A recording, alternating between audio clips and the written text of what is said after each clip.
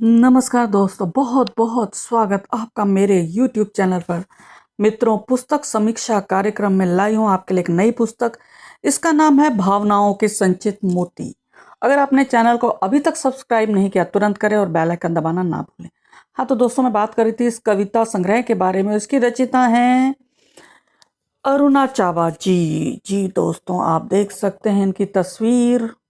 ये अरुणा जी हैं और मैं बता दूं कि यह इनकी प्रथम कृति है। तो आपको पता ही है कि प्रथम कृति का क्या महत्व होता है। तो दोस्तों, थोड़ा सा परिचय, पहले पुस्तक के बारे में, उसके बाद थोड़ा सा इनके बारे में, उसके बाद समीक्षा। जी दोस्तों, पेपर बैक में 2024 में प्रकाशित हुई है। BFC पब्लिकेशंस लखनऊ से आई है। इसका मूल्य है 180 रुपये और पृष्ठ है 94। अब मैं अरुणा जी का परिचय देना चाहूंगी। ये हिमाचल प्रदेश शिमला में जन्मी हैं, फरीदाबाद निवासी हैं, कर्नाटक बेंगलोर में भी रह चुकी हैं ये, और भौतिक विज्ञान में स्नातकोत्तर हैं। ये भारत सरकार के कार्यालय में 40 वर्ष तक ये कार्यरत रही, सेवानिवृत्त हैं और एक NGO से भी जुड़ी हैं।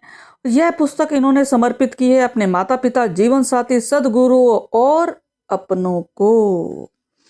भूमिका की बात करें तो मुकेश कुमार सिन्हा जी ने उन्होंने लिखी है इसकी भूमिका। उन्होंने कहा है कि मन के भावों को कागज पर उतारने में कवित्री पूरी तरह से कामयाब हुई हैं।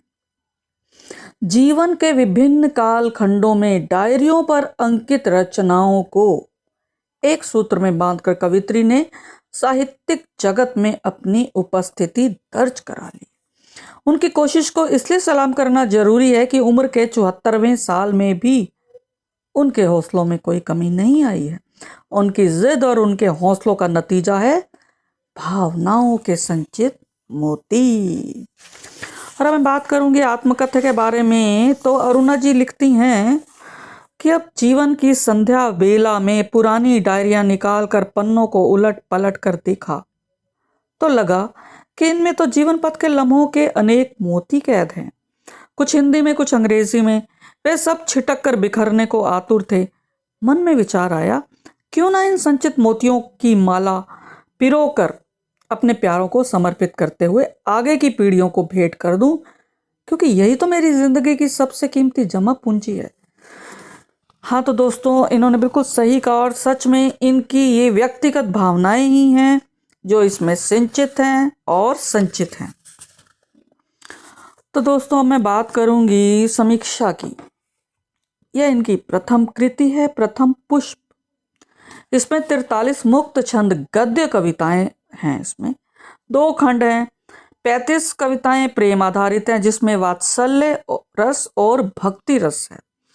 यह ईश्वर देश संबंधों पर केंद्रित है। इनमें जो कविताएं हैं, जो बाकी की 8 कविताएं वो बिछड़ चुके जीवन साथी को समर्पित किए उन्होंने, उसी पर केंद्रित हैं ये, जिसमें वियोग श्रृंगार की कविताएं हैं। कविताओं में निराशा का स्वर तो है और आशा की बांसुरी की धुन भी बजी है। जीवन दर्शन है इनमें। गुरु वंदना, प्रभु वंदना, राष्ट्र प्रेम, माता पिता प्रेम, नानी दादी की भूमिका निभाती कवित्री के भाव कविताओं में पिरोए हुए हैं। यह मुक्ताहार काव्य है। इसमें भावनाओं के मोती संचित हैं। बिंबों का प्रयोग अधिक किया है इसमें। दृश्य बिंब जो है, अभिधा शब्दशक्ति है। अलंकारों का इन्होंने सीमित प्रयोग किया है। और मैं चाहूंगी कि भविष्य में ये जब कविताएं रचें तो उस पर ध्यान देना होगा इनको, ताकि वे सौंदर्य बोध युक्त और अलंकार युक्त बन पाए। क्योंकि कविता की सुंदरता तो इसी में है। भावना, कल्पना, रूप, रस, गंध, सौंदर्य, ये सभी तत्व हैं जो कविता के लिए जरूरी हैं। कुछ एक कविताएं मुझे अनावश्यक लगी, ऐसा लगा एक परिभाषा लिख दी है उन्होंने सिर्फ। बस मैं तो इनसे इतनी ही एक निवेदन करूंगी, एक गुजारिश करूंगी कि खूब पढ़ें और कम लिखें लेकिन अच्छा लिखें। तो दोस्तों, इनकी प्रथम कृति से मैं आपके लिए कुछ कविताएं लाई हूं जो मैं आपको सुनाऊंगी। सर्वप्रथम गुरु वंदना इन्होंने लिखी है। हाथ जोड़कर नतमस्तक हो प्यारे सदगुरु करूं प्रणाम। धन्य हुई मैं आपको पाकर, धन्य हुई मैं आपको पाकर, शत शत कोटि कोटि प्रणाम, शत शत कोटि कोटि प्रणाम। उसके बाद देखिए काल चक्र, ये पंजाबी में लिखी है। देखिए कुछ पंक्तियां। हरि सिमरन दा वेला न कड्या, राम न जपया श्याम न जपया।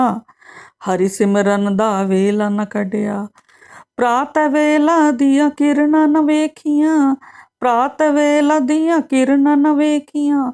चिड़ियां दी कुहू कुहू नू तू नहीं सुनिया, हवा दिया ठंडियां महका न पाइयां। सोने जाइयां घड़ियां तू सो के गवाइयां, सोने जाइयां घड़ियां तू सो के गवाइयां। बहुत सुंदर। इसमें देखिए सोने जैसी घड़ियों को आपने सो के गवा दिया, तो ये अलंकार इसमें इन्होंने सहज प्रयोग हुआ है इसमें अलंकार। दिन विच सारे तू कर्म कमाया, माया दे जाल ने तैनू भर माया। शाम होई ता तैनू घर चेते आया, दिन दे लेखे जोखे ने सिर दुखाया। तो ये थी इनकी पंजाबी में कविता। एक है 8 फूलों की भेंट, ये भी गद्य कविता लगी है मुझे। इसमें इन्होंने 8 फूलों की भेंट कहते हैं। 8 फूलों की भेंट में लाई मंदिर में अर्पित करने को, नतमस्तक हो शीश नवाकर प्रभु की मेहर पाने को। इन्होंने पहला फूल अपने लिए अर्पित, स्वस्थ रह कर्म करने को, निरोगी काया में मन की सोच सकारात्मक रखने को।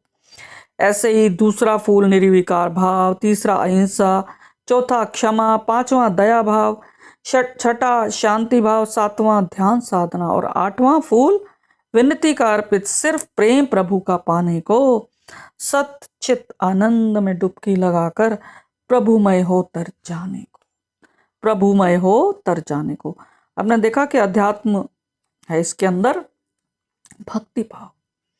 ये कहती है प्यारे प्रभु से क्या मांगू, प्यारे प्रभु को जब भी पुकारा संग में उनको बैठे पाया। क्या मांगू या क्या ना मांगू, इस उलझन में मेरा मन भर माया, इस उलझन में मेरा मन भर माया।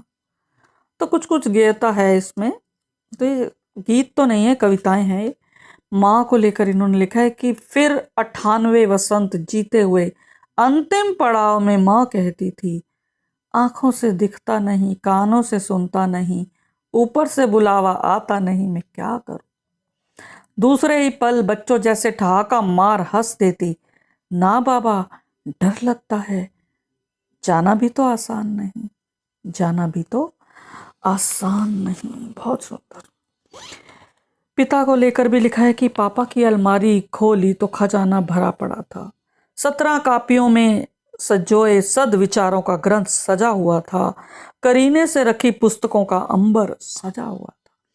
कंधे पर हाथ रख पापा की वाणी ने फिर से मुझे पुचकारा था।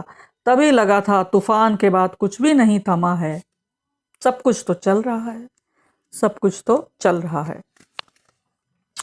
अब देखिए नानी दादी का दुलार। इन्होंने लिखा है कि पहली बार नानी बनने की क्या खुशी है। बधाई देकर सब बड़ों ने मुन्ने का जग में स्वागत किया। प्रभात नाम दे दीर्घायु और समृद्धि का आशीष दिया, समृद्धि का आशीष दिया। एक और देखिएगा। तो इस तरह की इनकी कविताएं सरल हैं, सीधी हैं और खुद की राह बनाऊंगी मैं। ये कहती हैं कि जीवन साथी चला गया, जीने की चाह चली गई, सिर के बाल उड़ गए, चेहरे की रौनक हो गई।